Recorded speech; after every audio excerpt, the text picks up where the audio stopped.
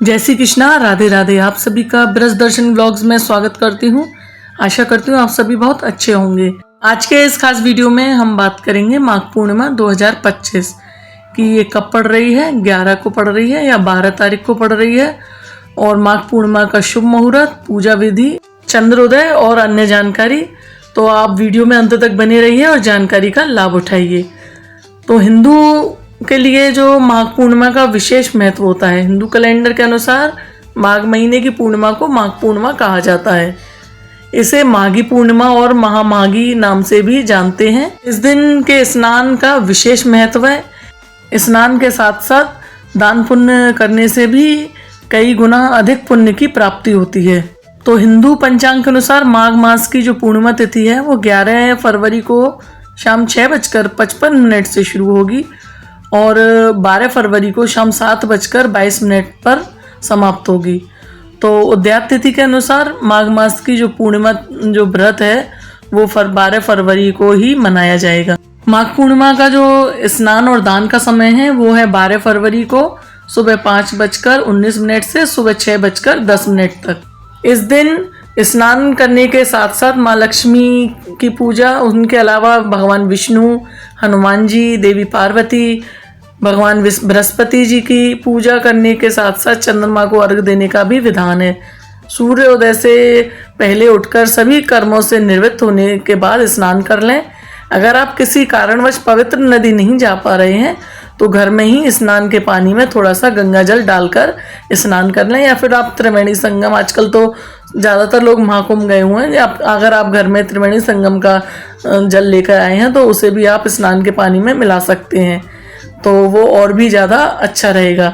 इसके बाद एक तांबे के लोटे में जल, सिंदूर, अक्षत, लाल फूल आदि डालकर सूर्य देव का अर्घ दें और अर्घ देने समय ओम सूर्याय नमः मंत्र का जाप करें।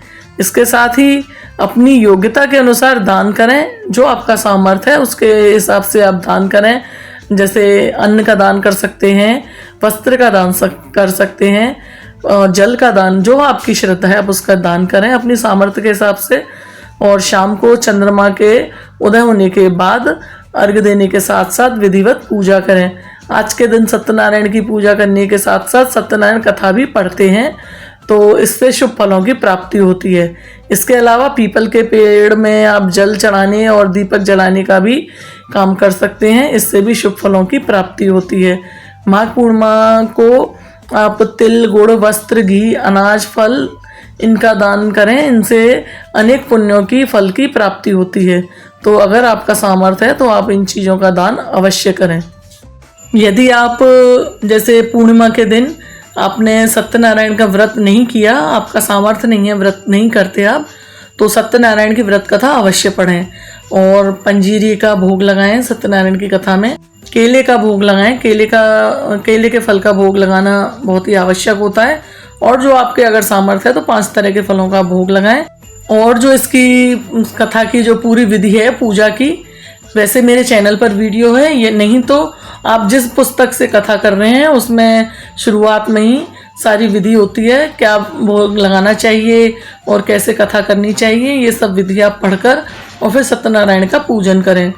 सत्यनारायण पूजन में प्रसाद में तुलसी दल जरूर आप अर्पित करें और पंचामृत बनाएं। यदि आपके घर में गोपाल जी हैं, लड्डू गोपाल जी हैं, तो आप उनको स्नान कराकर दूध, दही, शहद, शक्कर, ये सब चीज़ें आप करके स्नान कराएं और गंगा जल से। उसके बाद आप इनका पंचामृत बनाएं। यदि आप व्रती हैं तो आप पंजीरी का प्रसाद उस समय नहीं खाया जाता। पंजीरी का प्रसाद आप शाम को जब आप खाना खाएं, आप भोजन करें, उस समय पंजीरी का प्रसाद खाएं। बाकी आप फल का प्रसाद खा सकते हैं। कथा करने के बाद आप आरती करें।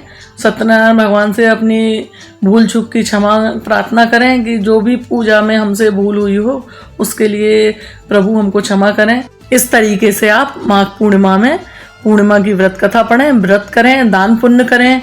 जो आपसे संभव हो वो दान करें।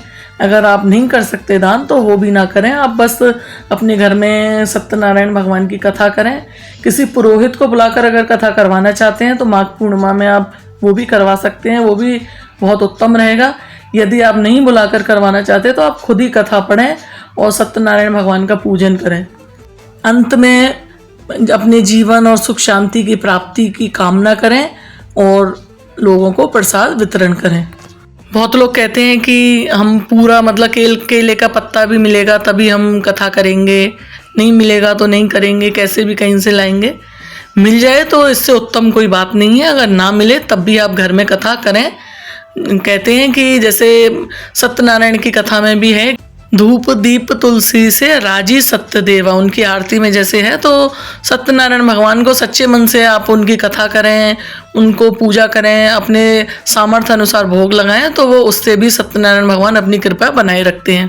कल महाशिवरात्रि है, आप सभी को महाशिवरात्रि पर्व की हार्दिक शुभकामनाएं। आपका मंगल हो। आशा करती हूँ आपको आज की ये जानकारी पसंद आई होगी। यदि पसंद आई है तो इसे आगे भी शेयर करें अपने परिवारजनों मित्रजनों के साथ, और वीडियो को लाइक करें, और चैनल पे नए हैं चैनल को सब्सक्राइब करें। राधे राधे, हर हर महादेव।